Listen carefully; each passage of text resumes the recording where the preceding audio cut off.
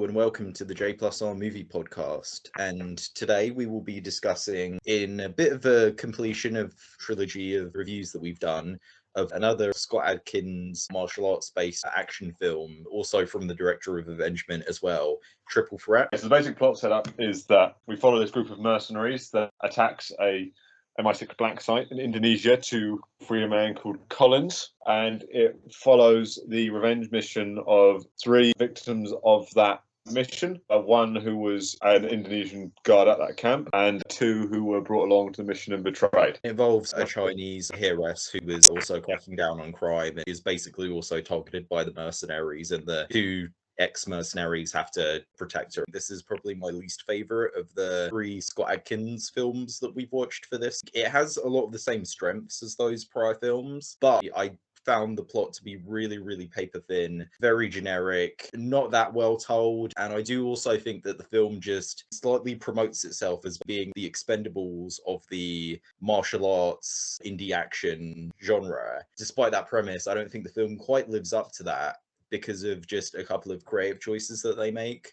I have two lines of it. As a narrative, I don't rate it. I agree with you. It's a very paper-thin plot. The scene of the wife being killed for the Indonesian guard, seen it at least 10 times, done better. They tried to do too much narratively, while also not developing anything that they did enough for it to be interesting. I agree, because the plot isn't really that complicated on paper. I think it's just because of the amount of characters, because there are three sets of characters that we kind of follow. I mean, it becomes a bit absorbed later on, but it still feels like a lot of people that we're just juggling, and it feels slightly unfocused. As a setup for rating action, it works. It's a tried and true action film plot. It's got to keep this woman alive. There's a revenge mission. Solid. It works. You get enough given to you that you understand the story. But for me, it's the emotional connection that I don't have with any of the characters. That's the problem. And the only reason that I like the villain is because it's played by Scott Adkins, who can't help but be charismatic. Like Scott Adkins and Michael J. White, you could give them nothing characters, and they will still be charismatic and fun to watch. I think it had some good sequences that were enjoyable in terms of action. The plot that strung them together was not interesting. This is a film that you come to watch Tony Jaa, Scott Adkins, Michael J. White, Iko Uwais, Tiger Chen. This is a film you come to watch those guys get into a brawl. If that's all you want out of the film, this film is great. It gives you exactly what you want in a pretty big climactic thing with good choreography that works. There is an effort to individualize each of the characters. It's usually really on the nose. I love the fact that Payo's a great cook. It makes him a lot more interesting than he actually is. I mean, his character is a very basic soldier of fortune. Giving him a fun hobby and a decent thing is enough to get me to want to root for him in a way I don't necessarily want to root for him. I mean, I rooted for him more than the guy who lost his wife. Like, that guy had a way more understandable reason. I like the little quirks like that. I like the action. I think it was well done. Choreography was good. And each martial arts star got a chance to fight. I think everyone pretty much fought everyone in the film. All our heroes got to kill a bad guy. It's more basically distinguished on a script level, in that the characters are obviously given types and roles and also things to do in the story and even in the action scenes. I think the actors do help with the roles being a little bit different. With Adkins, obviously he's the villain, so he's much more of a hothead. Same for Michael J. White as well. Tony Jaa, he's the energetic, likable one. Iko Uwais, he's the slightly manipulative. He is pretty manipulative.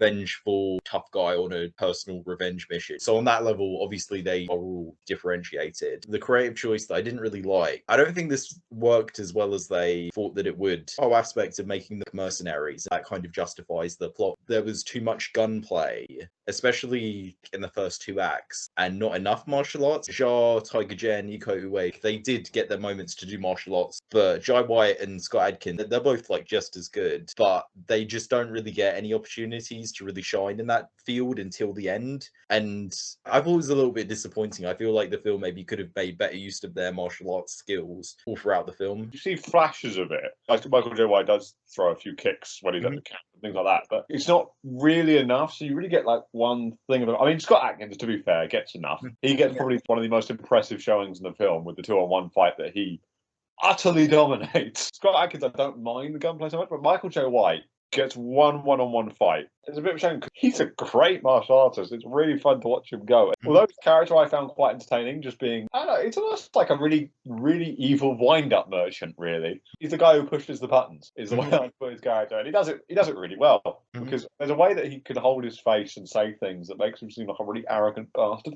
and it's great because it works really well. Especially when he plays a villain. I like watching Michael J. White play a villain because he quite often plays this kind of character, so it works. I agree with you. I would have wanted to see more straight-up martial arts. And I would like to see it be a bit more creative as well, because a lot of it was just punches and kicks. Maybe there was a couple of throws here and there. And beyond the basics, there was only like one really memorable bit of action for me, and that was neither when he had the brass knuckles that had a knife in the bottom of them. And I was like, that's a wicked little thing. Neat little thing that had added this extra bit of danger. The kind of thing's been done before, but I've never seen a knife in brass knuckles. I was like, that's wicked. It's the exact kind of film where you put that kind of stuff in it. I do think it does make up for it by being very appropriately violent. The violence level is quite high. Oh, this is a gory, violent film. My favourite one was the way that Jai White died by getting impaled. I found that surprisingly graphic. And the rest of the violence is very, very brutal and harsh. So I think that made up for it being standard on like a choreography level, because it did look like, okay, they are actually hurting each other. Yeah, something I like about these films is characters look like they're properly hurting each other. With a lot of American action films, they're like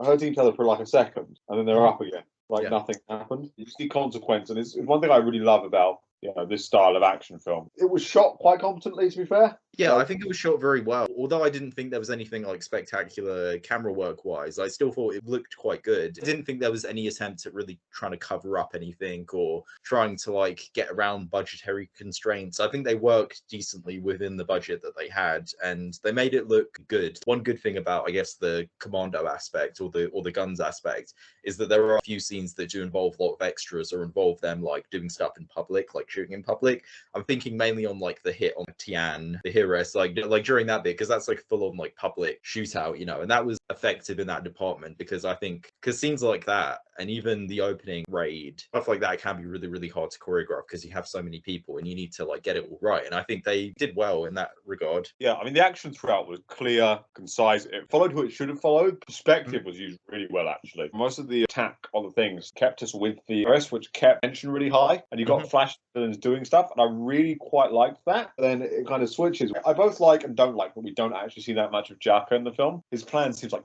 total bullshit. On the other hand, you completely buy him as a secret mastermind in the back, and it's absolute, like, it's a bit like, oh yeah, I planned all of this. No, you didn't. I thought his plan was easy to buy. His plan was fairly simple. It was literally just get 2 people arrested, join the group, and just hope that they won't discover. He did not call ahead. Or even if he did, he did not call, like, at the moment, oh, I've just beaten one, I'm going to call the guy now. No, you called them, like, 3 hours ago.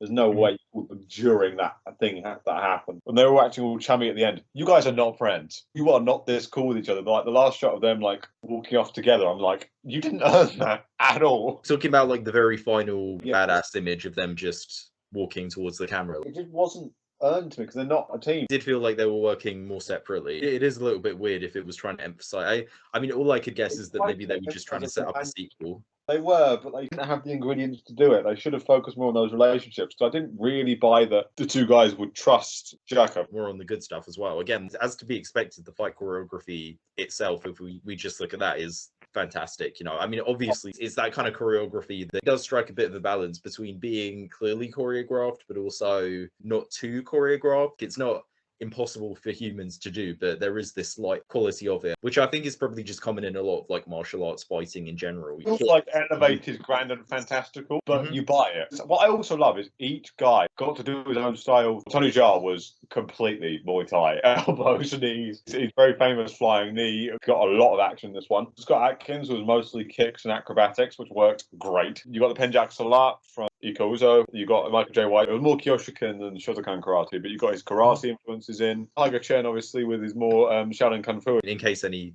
viewers are wondering as well, Jack has a very, very good knowledge of like martial arts, like way better than me. Like, you listed off a bunch of things. I maybe only recognized like 1 or 2 of the things that you just said. Not 100% convinced that I correctly identified Tiger Chen's fighting style, but the rest of them I'm pretty sure on. I'm quite into these kind of films, so I like watching these guys go at it. So it's quite fun to see their styles and like moves they tend to repeat across these films come up and get used against each other, and sometimes countered by each other. That's quite fun.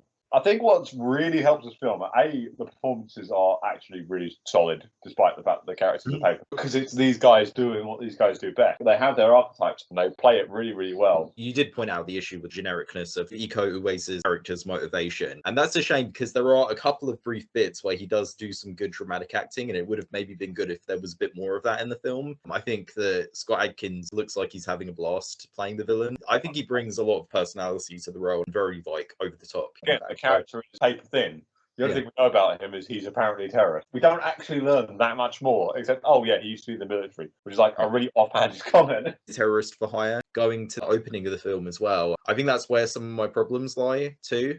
Because I think that if the film opened stronger, I think I would have enjoyed the rest. It's not that the raid on the village is bad. Before we get there, we have to get this exposition that feels like it's just for the audience and no one else. I feel like they could have made that the opening bit establishing the women who will get attacked later. They could have established that in a more natural way. And it also feels a bit weird for that to be the beginning of the film. The raid could have been the beginning, or even a problem with the Iko Uwais stuff is that it just begins as soon as his village gets raided. We don't get a relationship with the wife at all. We get no. Wakes up, bullet, dead. Oh, okay. It happened in about 10 seconds. And I agree with you. I think introducing the two major players like right at the start that are to do with the overall syndicate and activist chess match, like while it makes logical sense, it makes narrative or emotional sense because it sucks us out of it. I think I'm with you because that's something that could easily be set up. We could see the mercenaries getting that mission. We could actually spending a bit of time in that village. I like the village raid. I thought that was the best part of the film, personally. Maybe the climax in Venice. I think it threw us for a loop because we didn't quite know what was going on. It felt like the best written part of the film because it wasn't quite as bluntly obvious. It quietly set up character traits. Like, for example, you think two guys are just part of the mercenary crew. They're there to liberate. That makes sense. And then when things go wrong, you still don't immediately question that they're not part of the outfit. So that when the reveal turns on its head, once Jaffa goes to find them at the thing, it actually does feel like a surprise, which was really great to see.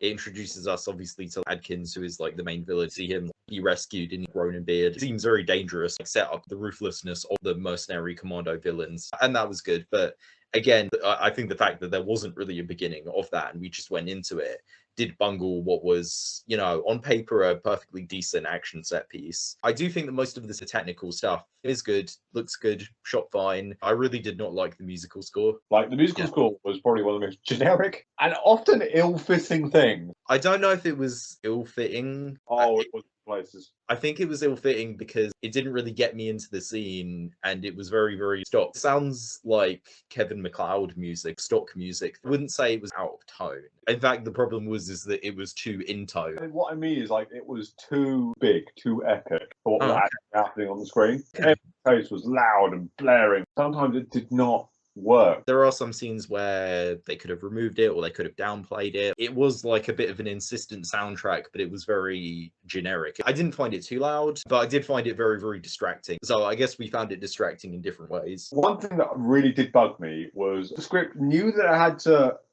give us reasons to care about these characters, but didn't know how to write that in properly. So what they did instead was that the characters tell us information. They didn't show us a lot of the backstory. Like, it was like, oh, he used to be a mercenary. Oh, do you know this guy? This is who he really is. This is what he does, without there really being an indication of that in the actual narrative, which I found to be fairly annoying. What could have helped that was downtime. There is a little bit of downtime, but a bit more downtime inserted in flashbacks. It was just obvious. Burying his villagers again. That was actually fine. That I don't have a problem with. It's more like the other two leads. We were literally told everything. Oh yes, I wanted to go back to because my father, but I can't because da-da-da. And it's like, you didn't build up to that. There was never any sort of sense of loss or wanted to go home until someone said, why aren't you at home? Oh, well, I wanted to, but it just felt robotic. It's of an okay length, 95 minutes. I could have spared 10 minutes. 105 minutes is fine for an action movie. You could have just added in 10 minutes and just covered in a couple of those things. Obviously setting it up at the beginning, but also filled in the gaps. I know that an action movie doesn't need intricate, complex writing, but I do think that this was a bit of a first draft script. It would have been better if they'd gone over it again, filled in some of the gaps, had a bit less gunplay and had a bit more martial arts. I also think just give some more time so that we understand like the really important players as characters. Because a lot of the thugs in the bad guys team were generic. The only two we really needed to understand that we didn't need to be generic, because a lot of them could be covered by, hey, I'm the guy and I have my thing. I've got my action thing. Miko, I really liked Miko. She was just some crazy woman with a grenade launcher. All I needed to know. I have no actual interest in the character other than, great, here comes a grenade launcher and they're laughing. This is awesome, I'm in. I would love a little bit more on Scott Adkins and Michael J. White's characters, because both of them can act. If you give them something, they're going to do something that will get you emotionally invested. I think enough time was given to Jaka, just more interesting stuff could have been done in terms of showing it.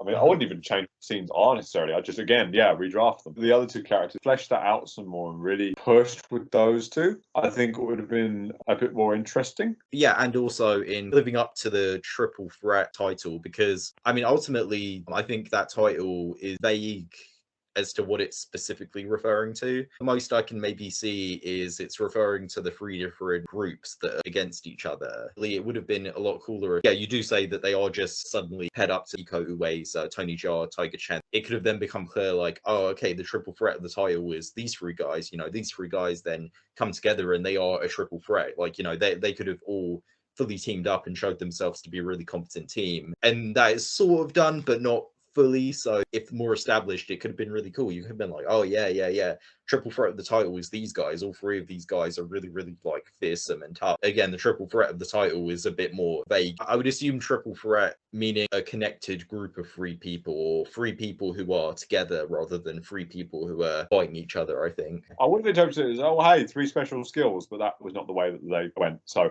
I agree, it'd be the threat from three sides, which I think was sort of done, but not enough. They had to get them all together for the thing. I just didn't have the time to properly do it, I think was the problem. Last point that I'll make as well is that the dialogue was quite cliched as well. I have to say the most distracting one, and this is at the beginning, there's a one-liner where a character says, I'll see you in hell, and then the other one says, you first, and then kills them. That was a line from Spawn, which Michael J. White was in. I'm very certain that was a line that was used in Spawn, where he says that. I've actually not seen Spawn. I haven't seen it either, but I saw like a review of it that had like clips from the film, and that clip got shown. I don't know if that was an intentional nod. Either that, or it's just a fairly generic one-liner. So unfortunately, it's not a massive disappointment, because it's not like it doesn't entirely live up to what you might think of it, but it's not as fun as it could have been because of those script flaws and technical things as well. That stuff does hold it back and make it not quite as enjoyable as like Ninja or Avengement. It's an okay way to kill 90 minutes, is how I put it. I don't think you're going to remember this film positively or negatively all that much. You might remember the climax of this film, like in terms of the fighting, because it's pretty fun. A chance to see all these action stars in one place, which I personally think is always going to be really memorable. But in terms of the actual plot or the emotional stakes, no, not really. Worth a watch once. I don't think it's worth rewatching the whole film. Look up the fights you like and rewatch those. Making a bit of an additional change to this podcast, it will be best in the future if we don't specifically name the films that we're going to review next. I was able to do it for a while, but it just ended up being a bit of a problem because we've had to change them around a couple of times. I'm not going to name the film that we're going to review next, but me and Jack will decide and we'll release it when we get to it. So that's all from me and Jack as well. See ya.